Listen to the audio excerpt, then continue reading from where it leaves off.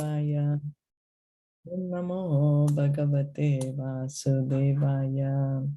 Narayanam Namaskritya Naram Cheva Narottamam Devim Saraswatim Vyasam Tato Jayam Udirayet.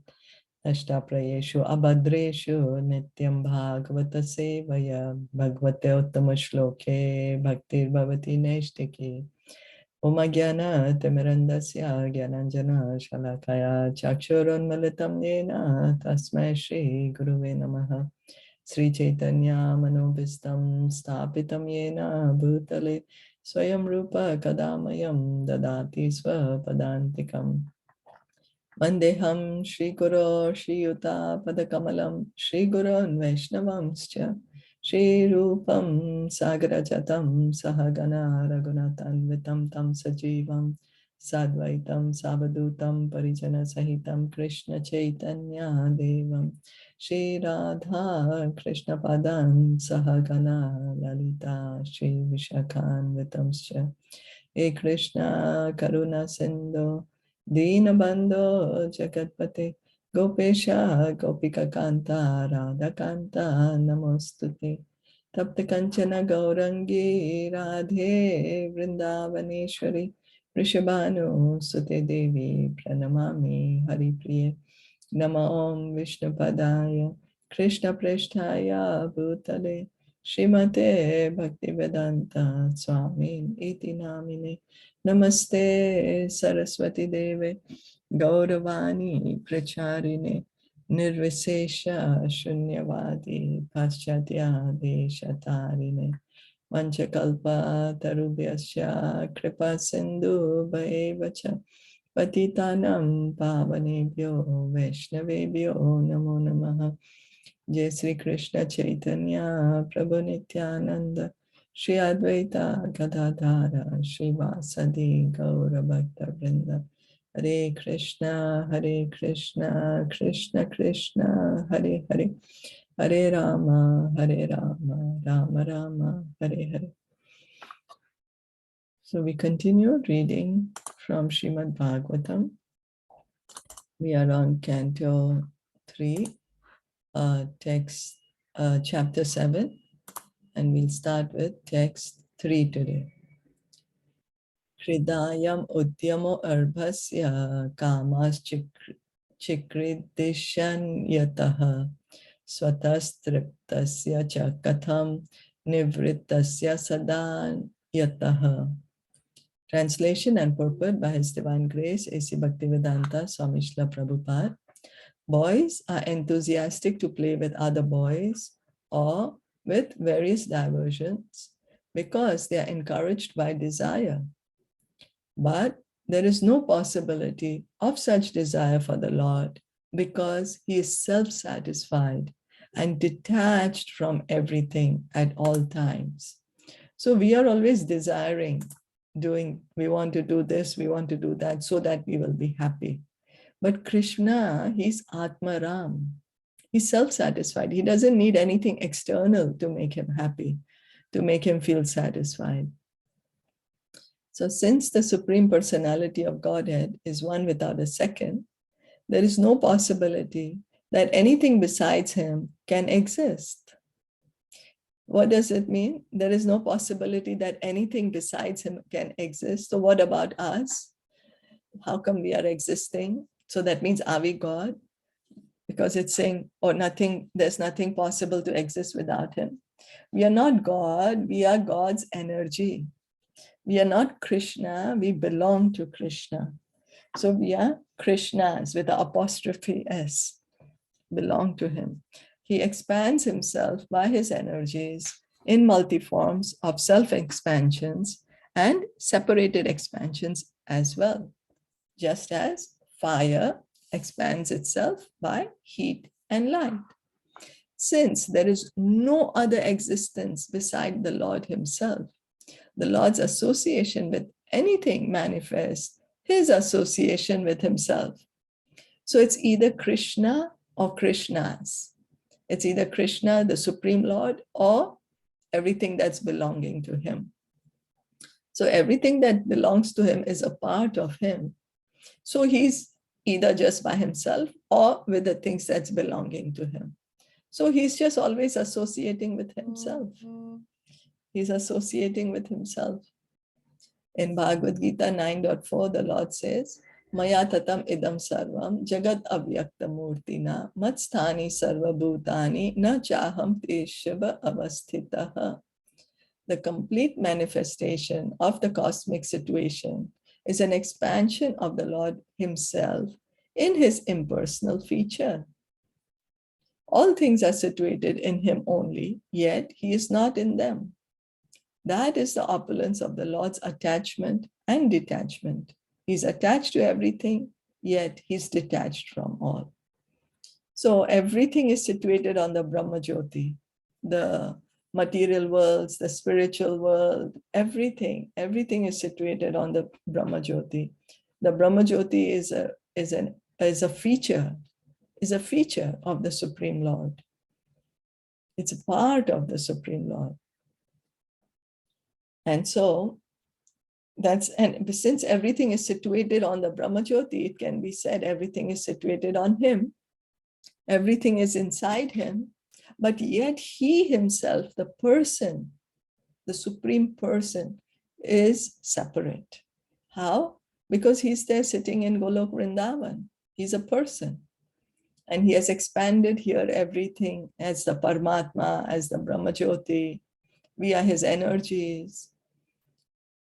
So everything is attached to Krishna because everything belongs to him. And yet he's not attached. He's detached from everything. Imagine, like we don't have that. We have something which belongs to us. We are like, oh, belongs to me, We want to protect it. We want to guard it. Oh, because this is mine. It's mine. My property, my house, my body, whatever it is. We are just so protective of that. But Krishna, one of his opulence is that he's detached also from everything that belongs to him. And everything belongs to him. Is that okay? Yeah. So there's nothing that does not belong to Krishna, either in the material world or spiritual world. Nothing at all.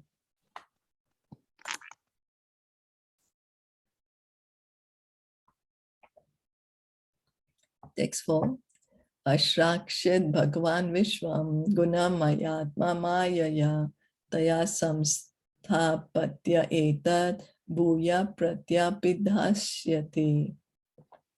By his self-sheltered potency of the three modes of material nature, the Lord has caused the creation of this universe.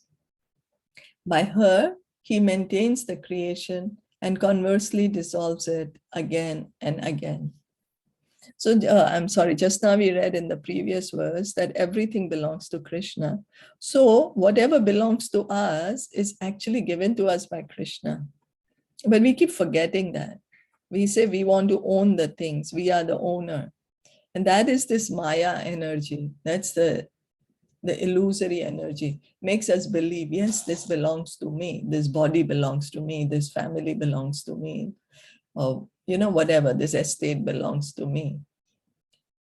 That's the illusory energy. That's Maya. Maya's energy on us. We are so possessive. Oh, this is mine. This is mine. Everything is actually Krishna's. But we forget that. We hear it, but we are not able to, we still function as if, oh, everything is mine. That is our, because we have this strong desire. We have our desire to be the owner, the controller, the enjoyer is so strong that we are not willing to see the truth. So we have to wake ourselves up. And how? By constant hearing and chanting. Then we will be able to see the truth. So here in this text is mentioned that how he is maintaining this material creation. This cosmic universe is created by the Lord for those living entities who are carried away by the illusory thought of becoming one with him by imitation. What does it mean? As we just said, we want to be the controller. We want to be the enjoyer. We want to be the owner. Means we want to be God. Although we don't say it openly, but that's our desire. No, I don't want to be God, but we act in that way. But of course, now we are trying to understand, okay, I'm not God. I'm a part of God. We're trying to understand that. But so this universe, material world is created for us to bring us to our original position that, hey, you're not God, you're a part of God. The three modes of material nature are for the further bewilderment of the conditioned souls. The conditioned living entity, bewildered by the illusory energy, considers himself a part of the material creation due to forgetfulness of his spiritual identity. And thus, he becomes entangled in material activities, life after life. We are the spirit soul. We have nothing to do with this material world, actually. We have nothing to do here. This is not our permanent home. This is not our permanent activities that we should be doing.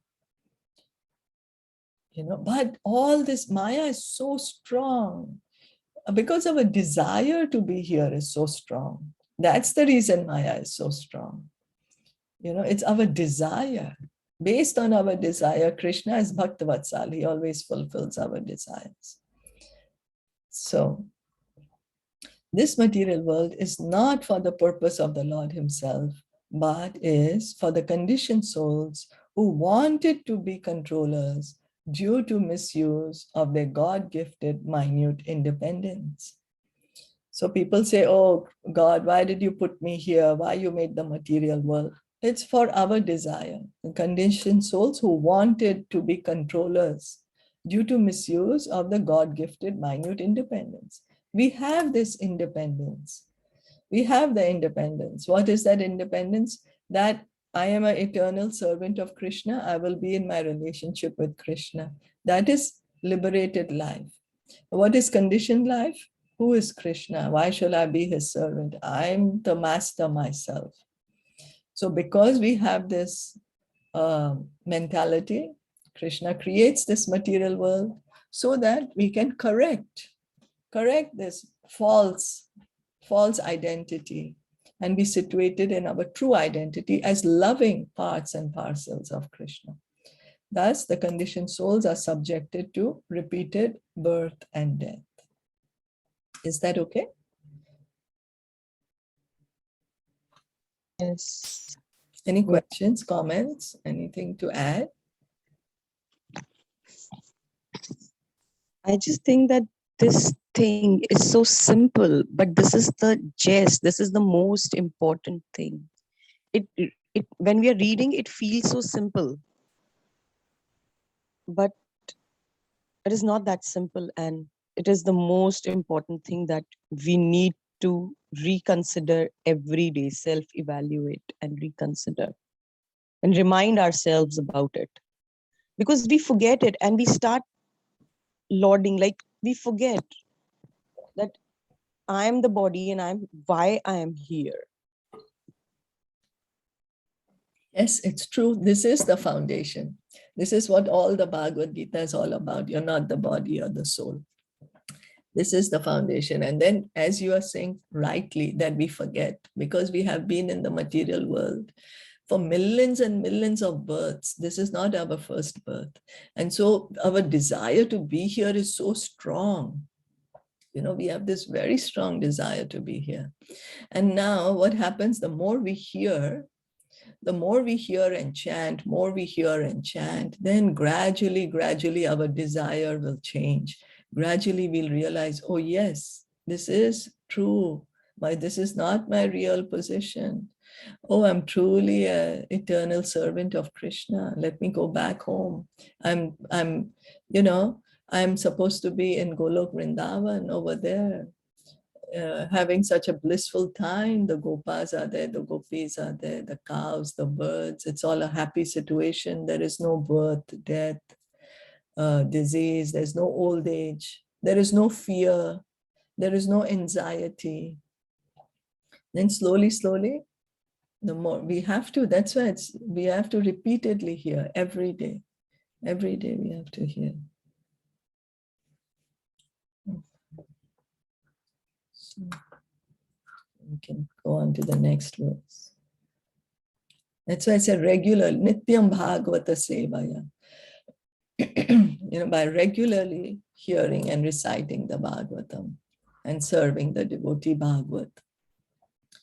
Okay, text 5. Deshata kalato yo asaf avasthata svato anyataha avilupta vabodhatma sa yujyeta jaya katham. The pure soul is pure consciousness, is never out of consciousness, either due to circumstances, time, situations, dream, or other causes. How then does he become engaged in nescience? So the pure soul, we are all pure souls. We are actually, soul is always pure. Soul is always pure. Each and every one of us is a soul. All living entities are soul, not only human beings, but also the animals, birds, trees, the germs, everyone. Everyone is a pure soul and has a pure consciousness and is never out of consciousness. So there is never going to be a time where we are going to be unconscious, except when anesthetic is induced in us. Otherwise we are conscious beings. So there is nothing that many people think, oh, after I leave the body, then nothing, finish. I don't exist anymore. I can rest in peace because this material world is such a frustrating suffering, a place of suffering, so much disease, so much mental and physical agony. So, but it's not true.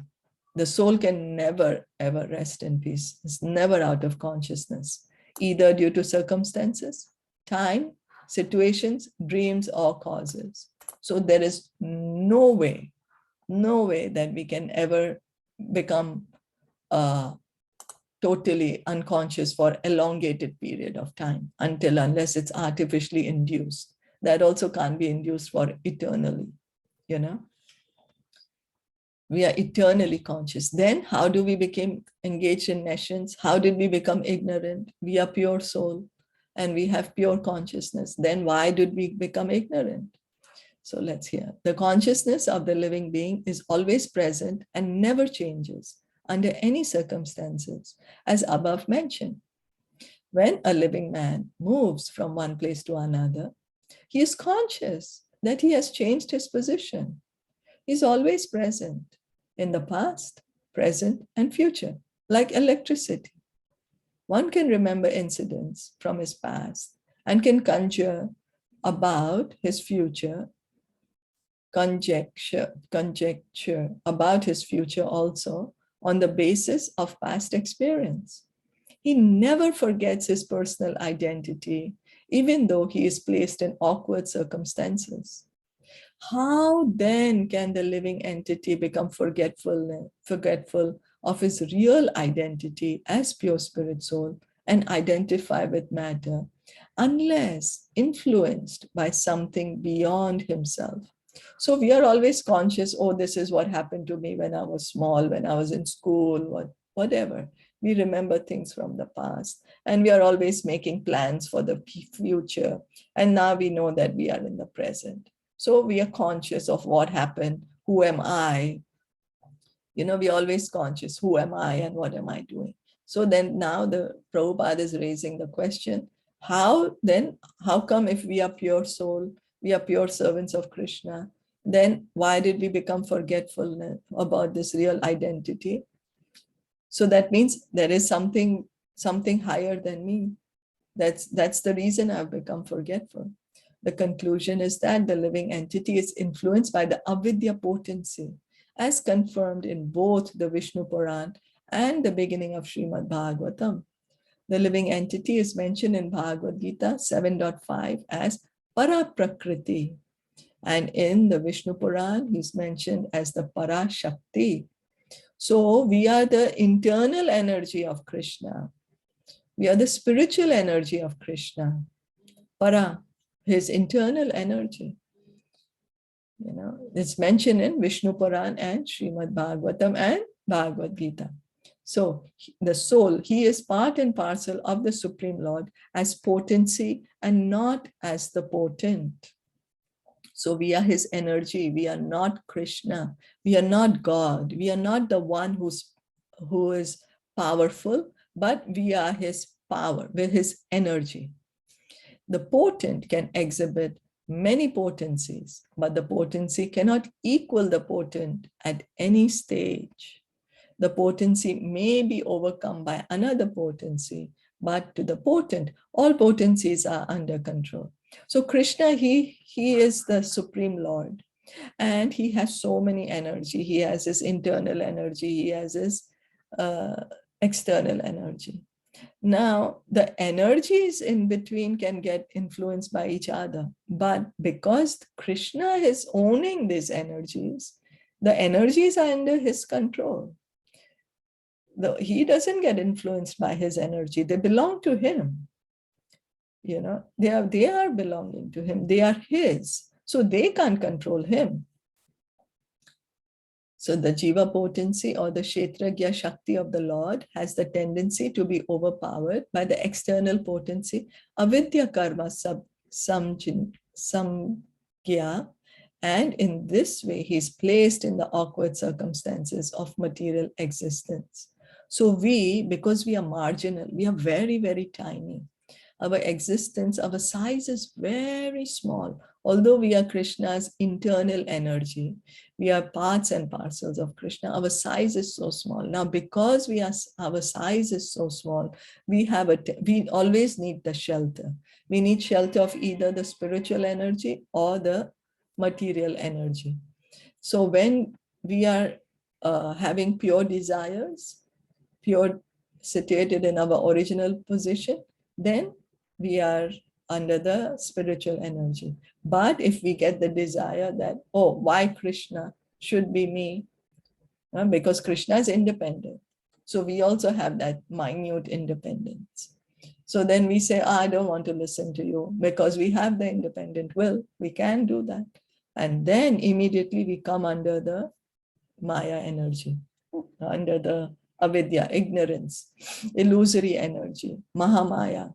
What is her function? Her function is to help us forget Krishna. And what is the function of the internal energy? To help us remember Krishna. That's what the function. They both are his Krishna's energy. Like the electricity heats up heater also, and also the cooler. It will heat, it provides electricity to both. So it's all Krishna's energy, depends on our desire. What are we looking for? Are we looking to forget Krishna? Then we are under the energy of Mahamaya. If we want to remember Krishna, we are under the shelter of Yogamaya. The living entity cannot be forgetful of his real identity unless influenced by the avidya potency. Because the living entity is prone to the influence of the avidya potency, he can never equal the supreme potent. So we always have this tendency to come under the influence of ignorance, to forget who we are, forget our true identity. But Krishna never forgets his true identity. He never forgets. He never changes his body. It's only we. There is a difference between us, our soul, and our body. And we have this tendency to come under the influence of ignorance, the Mahamaya. Is that okay? Yeah. Okay.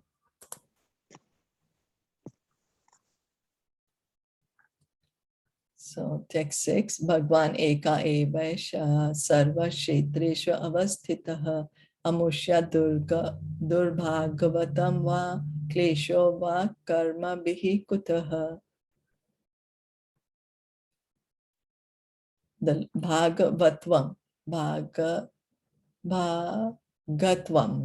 Durgbhagatvam Va Klesho Va Karma Bihi Kutaha. The Lord, as the super soul, is situated in every living being's heart. Why then do the living entities' activities result in misfortune and misery? So there's another question. Paramatma is there, so why are the living beings suffering?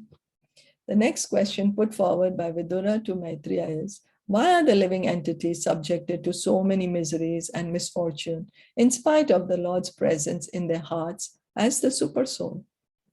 The body is considered a fruitful tree, and the living entity and the Lord as Supersoul are like two birds seated in that tree. The individual soul is eating the fruit of the tree, but the Supersoul, the Lord, is witnessing the activities of the other bird. So Katha Upanishad gives this example that there is a tree and there are two birds on the tree. One bird is eating the fruits. Some fruits are bitter, some fruits are sweet. And the other bird is just witnessing the activities. Similarly, in our heart, there are two souls. One is us, the Jivatma, the living entity. What we are doing, we are busy enjoying or suffering the results of our activities. That is the fruits we are eating of our karma. That's why it's called fruitive activities. And there is another super soul, the Paramatma, who's sitting next to us. What does he do? He only witnesses our activities and he sanctions it. You know. So a citizen of the state may be in miseries for want of sufficient supervision by the state authority, but how can it be possible that a citizen suffers from other citizens while the chief of the state is personally present? From another point of view, it is understood that the Jiva living entity is qualitatively one with the Lord, and thus his knowledge in the pure state of life cannot be covered by nations, especially in the presence of the Supreme Lord. How then does the living entity become subjected to ignorance and covered by the influence of Maya? The Lord is the father and protector of every living entity, and he's known as the Bhuta Brit, or the maintainer of the living entities. Why then should the living entity be subjected to so many sufferings and misfortunes? It should not be so, but actually we see that it happens everywhere. This question, therefore, is put forward by Vidura for solution. So that what is the reason? Why are we suffering? The Lord is there in our heart. He's there. The Paramatma is there. Why is he allowing us to suffer? Anybody would like to answer? It's because of our past karma, It's, what we have done, the fruit of it. Yeah, suffering because of that. yes, it's true. We are suffering because of our past karma. And then, desires. and then, yes. And then why do we do such karma? Why do we do such karma even if the Paramatma is there in our heart? Why are we doing this sinful karma which leads us to suffering? Is because of our independent free will. We have a choice. Krishna does not interfere with the choice because he loves us unconditionally. Unconditional love, that I love you no matter what. And because of that, I give you the freedom to choose. You want to love me or you don't want to love me. It's like a husband who tells the wife, you must love me or else. Then the wife is not actually going to love the husband, but she'll be acting out of fear. She's coming from a place of fear then and not of love. But Krishna is not like that. He is coming from a place of love, and he wants us also that if we are in a relationship with him, we should act out of love, not out of fear. So he has given us this independence. He has independence, so we also have independence, in minute quantity, because independence exists in Krishna, so it exists in us. We are his part and parcel. And then what choices do we make based on our desire? That's how we suffer or we enjoy.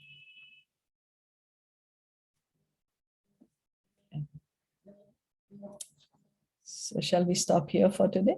Were there any comments or anything to add? But then Krishna says that if you surrender to me, then I will take care of everything, right? Yes, he says that. He says that. So if we desire to, he's just Bhaktavatsal. Whatever is our desire, he's fulfilling. So if we desire to surrender to Krishna, he gives us his personal association. If we want to get to know Krishna, he gives us his personal association. If we don't want to know Krishna, he covers himself up. But he gives us good counsel. Yes, that he informs us, as you just mentioned, that if you surrender to me, as you surrender to me, I will reveal myself to you. Just surrender to me. I will take away all your sinful activities. Do not fear. So time and time again, he comes, he gives us these instructions. He sends his pure devotees to give us the proper instruction, guidance. He performs his beautiful pastimes and says, come, enjoy with me like this in Golok Vrindavan. But he does that, but he does not force us. At the end of Bhagavad Gita, he tells Arjuna, I have given you all this knowledge. Now it's your decision. You are free to act in a way that you want to. So the choice is ours, whether we want to accept this knowledge, we don't want to, we want to engage in this process, we don't want to. Krishna does not force. Yeah, Krishna is very special mercy on his devotees. If you are his bhakt, then he's very dear. He says that, my devotees are very dear to me. So Yeah. if we surrender, we like that verses there, chapter 18, Man mana bhava mat bhakto mat yaji mam namas kuru mam eveshyasi satyam te prati jane priyosmi me. Yeah. So then That's if you come to me, you take a step and I'll take care of you. Yeah. If you think of me, worship me. Yeah. So it is our benefit if we surrender to Krishna. Our benefit.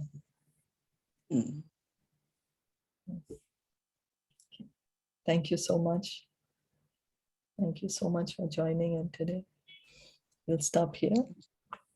Yeah. Srimad Bhagavatam ki jai, Srila Prabhupada ki jai, Gaura Premanande, Hari Hari Bol, Hare Krishna.